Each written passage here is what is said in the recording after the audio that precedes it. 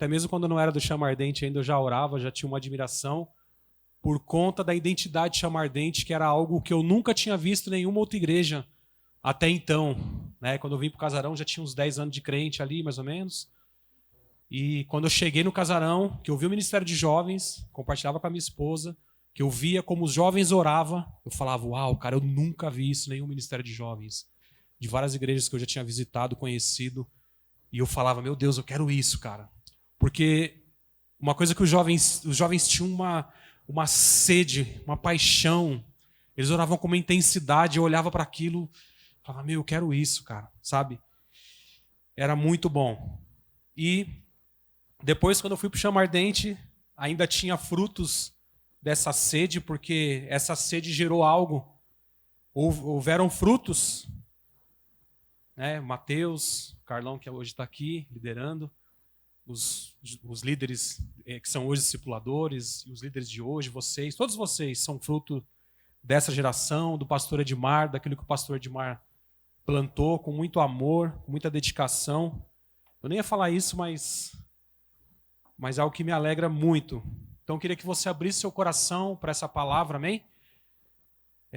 Curva a tua cabeça, onde você está aí, e pede para que o Senhor fale com você. Eu sei que o Mateus já orou aqui, mas que não seja mais um culto, que a palavra, quando você ouvir, que você ouça como se você estivesse comendo um alimento espiritual, porque é isso que nós fazemos quando a mensagem é exposta, é o próprio Jesus falando, então nós estamos nos alimentando dele. Então fala para Deus, Deus, eu tenho sede de ter mais do Senhor, eu tenho sede de me alimentar de ti. Jesus, nós estamos aqui, Pai, para compartilhar a tua palavra. Nós estamos aqui porque nós queremos mais de ti, como nós cantamos, como nós proclamamos aqui. Por isso, Deus, fala conosco, ministra o nosso coração através dessa palavra, nos renova, enche o nosso coração de fé. Nós queremos te conhecer mais, um pouco mais, através da tua palavra, Senhor. E nós estamos sedentos por isso, nós estamos com os nossos corações abertos, Pai, em nome de Jesus. Amém. Amém? Eu vou falar hoje sobre, o tema dessa mensagem é alimentando-se da árvore da vida. Amém? A árvore da vida é Jesus. E vai ter uma relação praticamente com quase todas as últimas mensagens que nós temos ouvido nos últimos tempos. Então eu queria que você abrisse lá em João, capítulo 6, versículo 26. João 6, 26. O Iso já colocou ali pra gente. Tem um outro texto, mas esse eu não vou ler, tá? Que é de João 15, do versículo 1 ao 15, que fala sobre Jesus como a videira. Mas eu queria dar uma ênfase maior para Jesus como o nosso alimento. Depois você vai entender. Amém? Então tá lá, se você abriu, acompanha no seu celular aí, ou na sua Bíblia, ou acompanha na tela ali. Jesus respondeu, a verdade é que vocês estão me procurando, não porque viram os sinais milagrosos, mas porque comeram os pães e ficaram satisfeitos. Só um minutinho, segura isso. Nesse contexto, Jesus tinha acabado de operar o milagre, né, da multiplicação dos pães e dos peixes, e o povo foi atrás de Jesus, pegou o barco, porque ele estava do outro lado, perceberam que Jesus não estava lá, e foram atrás de Jesus, né, e foram fazer uma média com ele lá. Volta um versículo aí, Iso, por favor, 25. Quando o encontraram do outro lado do mar, perguntaram-lhe, mestre, quando chegaste aqui? Ah, que bom que você está aqui, né, Jesus? Aí vai para o próximo. Jesus respondeu, a verdade é que vocês estão aqui me procurando não porque viram sinais milagrosos, não foi por causa dos pães, né? Aliás, dos sinais, mas porque vocês encheram a barriga, ou seja, por interesse. Próximo. Não trabalhem pela comida que se estraga, mas pela comida que permanece para a vida eterna, a qual o Filho do Homem dará a vocês. Deus, o Pai, nele colocou o seu selo de aprovação. Pode ir, próximo. Então perguntarem, o que precisamos fazer para realizar as obras que Deus requer? Jesus respondeu, a obra de Deus é esta, crer naquele que ele enviou, ou seja, no próprio Cristo. Então perguntaram-lhe, que sinal milagroso mostrará para que o vejamos e creiamos em ti? Que farás? Os nossos antepassados comeram maná do deserto, como está escrito, eles lhe deu a comer pão dos céus. Até o 35, Thaís, pode ir, mais um. Declarou-lhe Jesus, digo a verdade, não foi Moisés quem deu a vocês pão do céu, mas meu Pai quem dá a vocês o verdadeiro pão do céu. Pois o pão de Deus é aquele que desceu do céu e dá vida ao mundo. Disseram eles: Senhor, dá-nos sempre desse pão. Então Jesus declarou: eu sou o pão da vida. Aquele que vem a mim nunca terá fome. Aquele que crê em mim nunca terá sede. Segura esse versículo aí, Iso, por favor. Amém? Eu sou o pão da vida. Aquele que vem a mim nunca terá fome. E aquele que crê em mim nunca terá sede. Quando nós estamos em Jesus, se nós estivermos em Jesus, se você entregou sua vida para Jesus, e você continuar buscando Ele, você nunca vai ter fome. Se você se alimentar diariamente de Jesus, que é o pão vivo que desceu do céu, você nunca vai sentir fome, o anseio por nada, porque Ele é suficiente, Jesus é totalmente suficiente. Nós, como liderança, nós temos nos reunido como Chama Ardente, a gente tem feito algumas reuniões, os discipuladores dos GAPs, vou compartilhar com vocês aqui uma prévia, para definir de uma certa forma o que são os nossos valores, né, o que nós queremos como ministério.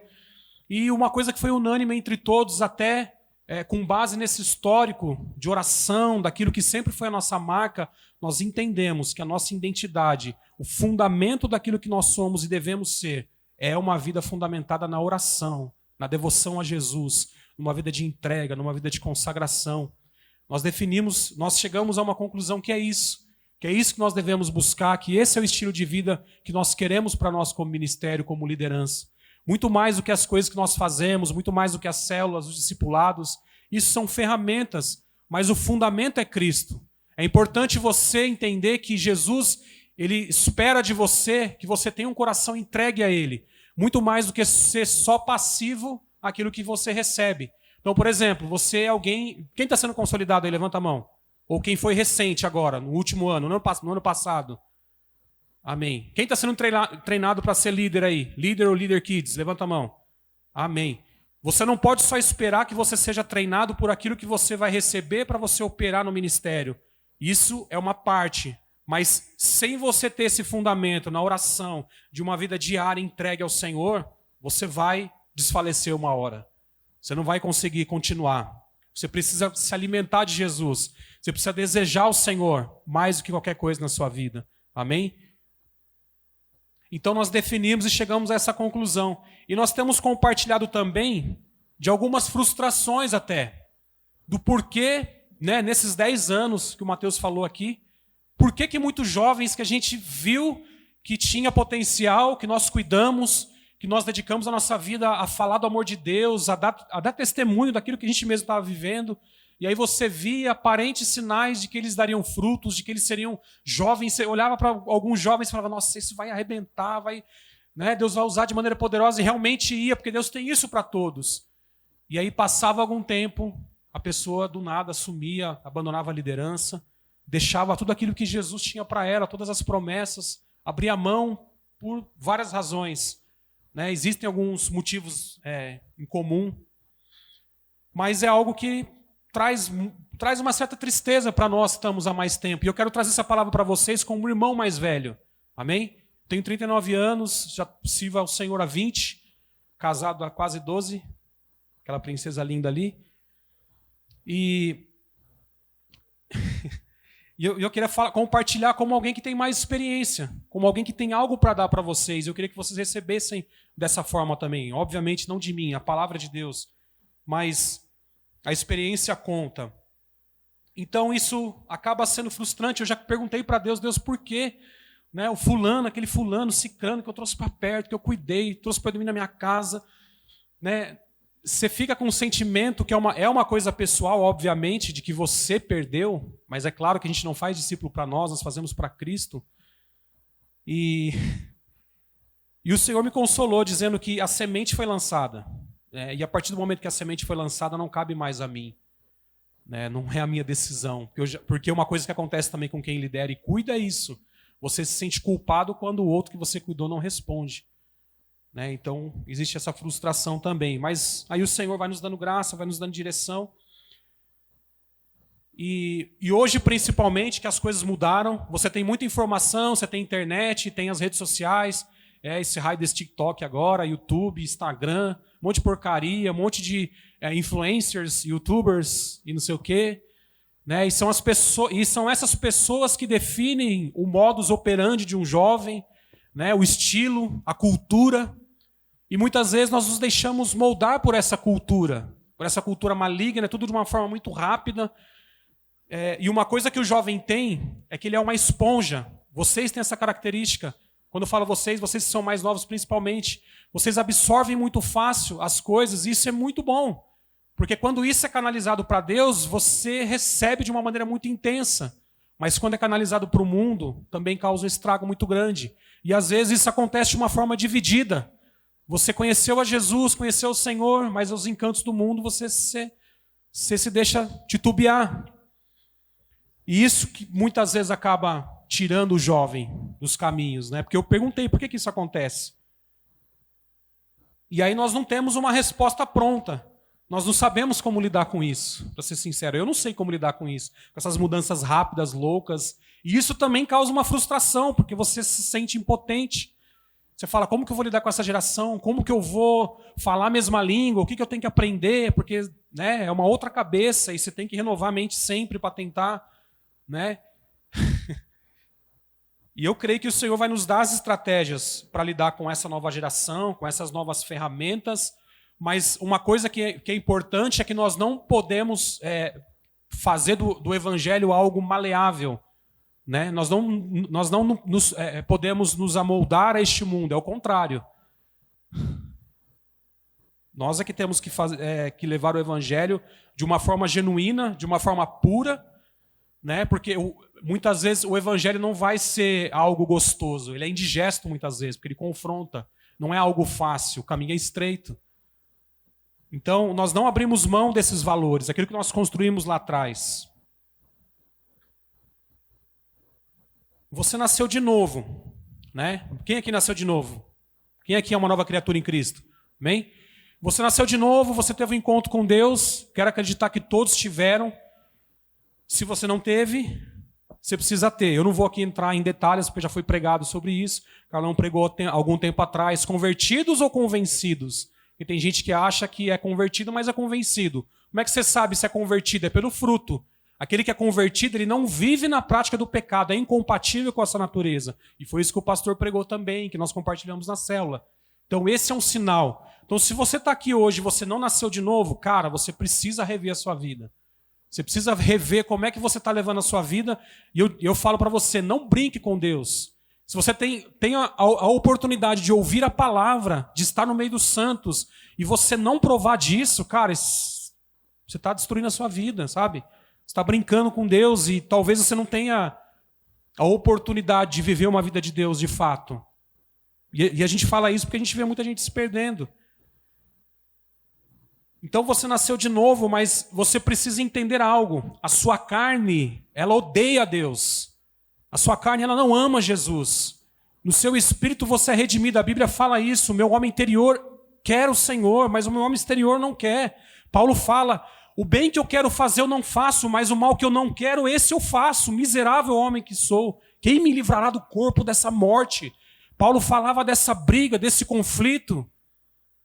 Se você tem esse conflito, já é um bom sinal. Não para você viver acusado. Porque depois ele fala, mas graças a Deus que me dá vitória pelo sangue de Jesus. Alguma coisa assim, não sei se eu estou... Mas sabe, o sangue de Jesus justifica ele dessa consciência de que ele quer fazer o certo, mas muitas vezes ele não faz. Muitas vezes ele faz por causa da carne dele. Né? Mas ele foi redimido. Então, uma vez que você tem esse entendimento, você... Porque assim, irmãos, nós somos salvos pela graça, amém? A gente já ouviu muito sobre graça, aleluia, a graça está sobre nós. Não é mérito nosso, não é porque a gente escolheu ao Senhor, não é porque eu amo ao Senhor. O Senhor nos amou primeiro, Ele nos escolheu, Ele nos redimiu, Ele nos salvou. Tudo é fruto da graça do Senhor. A minha fé, o meu amor por Ele, tudo que eu faço para Ele é fruto da graça. Mas em relação à sua carne, você precisa subjugar ela, você precisa disciplinar ela todos os dias. Você precisa entregar, você precisa decidir. Não é uma coisa que você vai sentir, né? Quem vai para a escola, não vai para a escola. Oba, vou para a escola hoje, que da hora, eu amo estudar. Todo mundo odeia estudar, ninguém gosta de estudar, é chato, a escola é chato. O professor às vezes é chato, o trabalho também é chato, o patrão é chato, a empresa é chata, tudo é chato. A gente não quer, mas por que a gente vai? Porque precisa. Não é assim? Na sua vida pessoal, só estou dando o exemplo para você entender. De forma prática, na sua vida cristã também é assim. Se você só vai para a célula, você vai para o culto, mas você não tem uma vida de entrega, você não decide disciplinar a sua carne nesse sentido, você não vai prosperar, você não vai crescer. Né? Fatalmente você vai ficar pelo caminho. Importante você entender que é uma decisão sua. Lá em Lucas, capítulo 9, versículo 23. Se der para abrir aí. Jesus dizia a todos: se alguém quiser acompanhar-me, negue-se a si mesmo, tome diariamente a sua cruz e siga-me. Próximo. Pois quem quiser salvar a sua vida, a perderá. Mas quem perder a sua vida, por minha causa, este a salvará. Amém? Então existe o evangelho, ele existe as suas implicações da sua parte de corresponder para com o Senhor. Principalmente uma vez que você entendeu que você foi salvo pela graça, que você não merecia, que você estava indo para o inferno, Deus usou alguém para te alcançar, você foi salvo, Jesus te salvou, você teve um encontro maravilhoso com Jesus, mas aí beleza, o que você vai fazer agora com o resto da sua vida em relação a isso? Só não peco, não faço mais nada de errado, beleza? Não, Deus tem muito mais. E não tem a ver, eu quero que você entenda que não tem a ver só com fazer o certo ou errado, tem a ver com escolher um caminho muito mais excelente. É promessa dele, é palavra dele que diz: aquele que perder a sua vida por minha causa, este a salvará. Sabe, por que você acha que aqueles que estão há mais tempo, nós estamos há mais tempo, eu, Carlão, Mateus, por que vocês acham que nós gastamos a nossa vida na obra, que a gente trabalha que nem doido, que a gente é intenso, às vezes a gente está cansado e aparece mais coisas para fazer, a gente faz. A minha esposa, eu fico bravo com ela, porque às vezes é discipuladora e cuida de 3, 4 células, faz 400 discipulados na semana e corre atrás de doação para doar roupa, fralda. Mas por quê? É por causa do cargo? Não, é porque ele tem a responsabilidade, ele é discipulador. Não, irmãos, é porque a gente ama Jesus. A gente entende que isso é mais importante do que qualquer coisa, do que a nossa vida, do que o nosso prazer momentâneo, do que o nosso trabalho, do que ganhar um pouquinho mais, do que um relacionamento, o que quer que seja. Jesus é o que nós temos de mais importante, é o que nós mais queremos. É por isso que nós queremos viver. É difícil, dói muitas vezes. Mas nós sabemos o que nós estamos fazendo, nós sabemos o que estamos fazendo. Por isso nós fazemos. Agora Lucas ainda, no 13, versículo 22. Naquela ocasião, não é, desculpa. Depois Jesus foi pelas cidades e povoados e ensinava, prosseguindo em direção a Jerusalém. Alguém lhe perguntou: Senhor, serão poucos os salvos? Ele lhes disse: esforcem-se para entrar pela porta estreita, porque eu digo a vocês que muitos tentarão entrar e não conseguirão. Quando o dono da casa se levantar e fechar a porta, vocês ficarão do lado de fora, batendo e pedindo: Senhor, abre-nos a porta. Ele, porém, responderá: não os conheço, nem sei de onde são vocês. Então a porta é estreita. O evangelho é difícil. A vida cristã é difícil. Né? E talvez, pelo fato de você, do jovem, do adolescente, ser muito sensitível, né? Ele é muito atraído pelo visual, pelo olhar, pelas luzes, por cores. Talvez por ser muito atraído por isso, ele tem uma certa dificuldade em se aprofundar no Senhor, que foi algo que nós conversávamos também.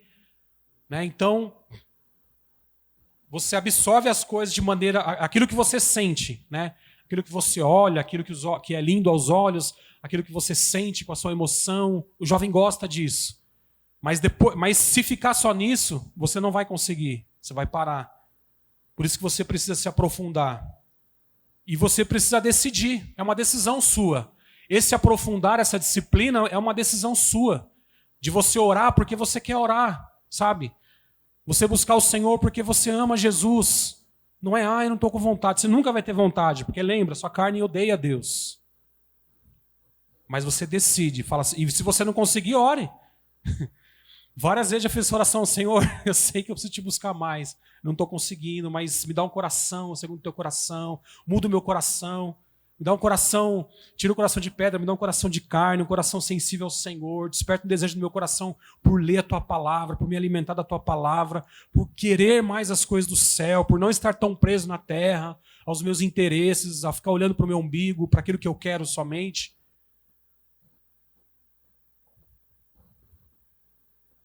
Lá ainda em João, no 6,35, volta lá para mim, por favor. Isso. João 6,35. Eu sou o pão da vida. Novamente, tá? Vou ler esse texto aqui. Aquele que vem a mim nunca terá fome, aquele que crê em mim nunca terá sede.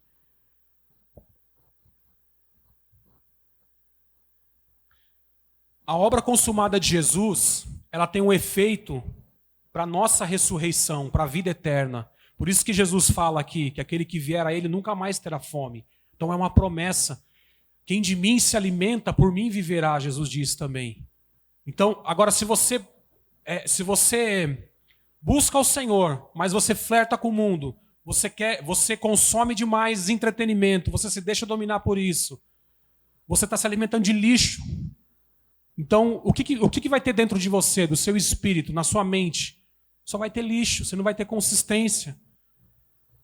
Mas é promessa de Jesus, aquele que se alimenta de mim nunca mais terá fome. Se você se alimentar só de Jesus, você não vai ter necessidade de nada. Jesus é suficiente, o Evangelho é suficiente, a palavra de Deus é suficiente. Se você ler a palavra de Deus, se você ler não como algo na sua mente, mas para ser como Deus falando com você, você vai sentir uma satisfação que você nunca sentiu. E Deus quer te levar a esse tempo.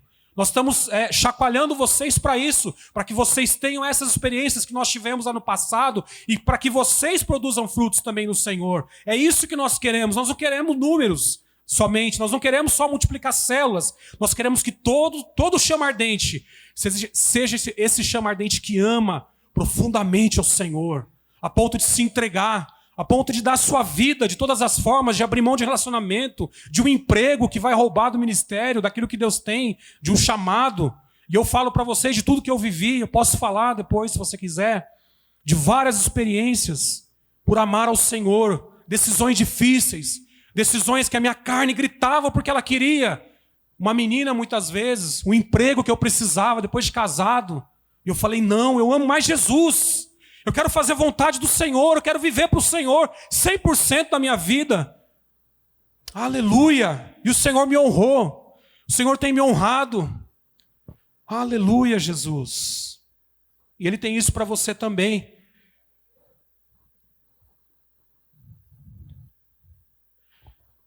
O entretenimento, como eu estava falando, é o nosso maior inimigo. Hoje, por ter muitas opções. Lá em Romanos 12, no capítulo 1, versículo 1 e 2, é um versículo que a gente já leu bastante. Portanto, irmãos, rogo-vos, pelas misericórdias de Deus, que se ofereçam em sacrifício vivo, santo e agradável a Deus.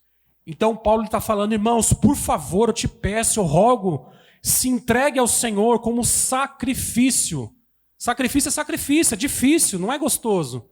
Não é agradável, não é gostoso orar. Você nunca vai ter vontade de orar, nunca, nunca. Você nunca vai ter vontade de ler Bíblia. Não pense você que quem é muito espiritual, como você vê, como referência, porque ele ama orar ou ler Bíblia. Não, mas ele decidiu viver uma vida no Senhor. É um paradoxo, né? Claro que é uma obra do Espírito Santo também. Este é o culto racional de vocês. Próximo. Não se amoldem ao padrão deste mundo. Não se conformem, fala na outra versão que eu prefiro. Não se conformem a tomar a forma do mundo. O mundo ele tem uma forma. E muitas vezes você se permite ser moldado por essa forma, quando você não se entrega como sacrifício. Mas transformem-se. Tá vendo? É você que toma a decisão. Transformai-vos, né, no texto mais antigo que eu gosto bastante, pela renovação da vossa mente, palavra de Deus, como que Deus pensa, para que sejam capazes de experimentar e comprovar a boa, agradável e perfeita vontade de Deus. Aleluia. Adão e Eva, eles estavam num ambiente, antes do pecado, eles estavam num ambiente perfeito, maravilhoso, o pecado ainda não tinha entrado no mundo. E eles tinham comunhão direta com Deus. Eles podiam comer de todos os frutos, mas o Senhor ordenou que eles não comessem do fruto da árvore do conhecimento do bem e do mal.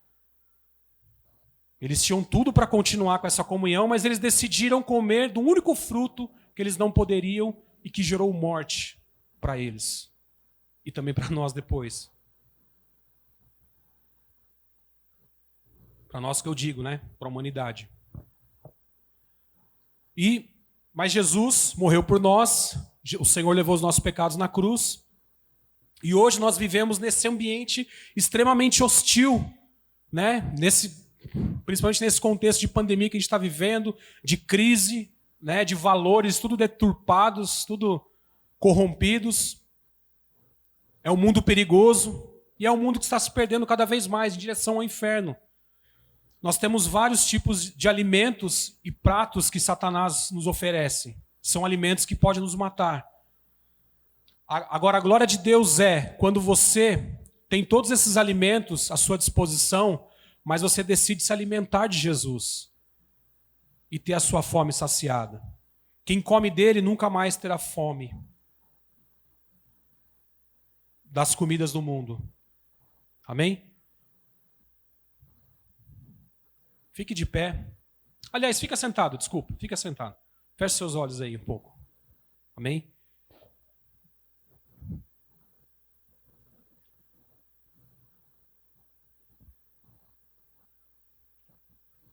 Eu queria que você fizesse uma oração. A música vai aumentar um pouquinho.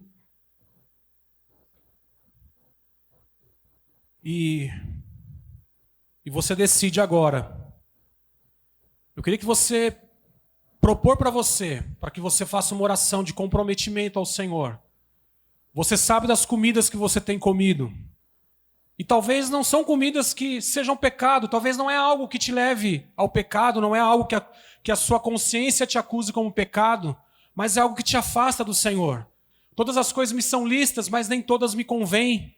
Todas as coisas me são lícitas, mas eu não me deixarei levar por nenhuma delas, Paulo disse. Então, começa a falar com Deus agora: Senhor, eu tenho comido isso, eu tenho comido aquilo outro, eu tenho comido demais isso, eu tenho comido demais Netflix, eu tenho comido demais celular, rede social, jogos, coisas que não são erradas em si, mas que às vezes eu gasto muito tempo. E tudo que rouba o lugar de Deus no seu coração é idolatria, te esfria, te desanima ainda mais de orar, de buscar o Senhor. E eu trouxe essa palavra, irmãos, porque eu creio que o Senhor tem nos despertado novamente a sermos jovens chama-ardentes, a sermos jovens que andam em pureza e santidade, que sempre foi a nossa marca. Santidade fala de separação, de sermos separados para Deus, de sermos consagrados para algo específico que o Senhor nos chamou. Eu creio que Deus tem algo maravilhoso na sua vida. Pensa naquilo que Deus fez. Pensa de onde Deus te tirou. Você é a pessoa mais improvável para estar aqui. Você é a pessoa mais improvável para Deus ter amado. Talvez você viveu sem seu pai. Ou talvez você viveu com a sua família, mas uma família toda atrapalhada. Talvez o seu passado poderia dizer que você nunca poderia ter a oportunidade de conhecer ao Senhor. E na história da Bíblia foi assim que Deus fez. Ele escolheu os mais improváveis. Ele escolheu aqueles que não eram nada, aqueles que ninguém dava nada. Davi, que era o menor dos seus irmãos, que o pai nem considerou para ser consagrado. José, o mais novo também, que foi odiado pelos irmãos, vendido como escravo, que sofreu, que ficou numa prisão durante muito tempo. Mas Deus tinha algo para ele. Se você está aqui, Deus tem algo na sua vida, não foi à toa, não foi porque o Senhor te escolheu. Mas é tempo de você se comprometer. Se você está fazendo coisas que não deveria, gastando tempo demais, ou não priorizando ao Senhor, enquanto há fôlego de vida, ainda há tempo para você. Louvado seja Deus porque você está aqui. Sempre há uma chance. Se você está preso no pecado, há tempo para você. Se arrependa, confesse o seu pecado, deseje mudar de vida, deseje ter uma vida de santidade. Deseje buscar o Senhor mais que tudo na sua vida. Deseje priorizar o Senhor, o seu tempo de devocional, de oração. Se comprometa, porque o Senhor está aqui, Ele está te levantando, Jesus está te levantando. Ele está com as mãos estendidas. Creia nisso, se aproprie disso.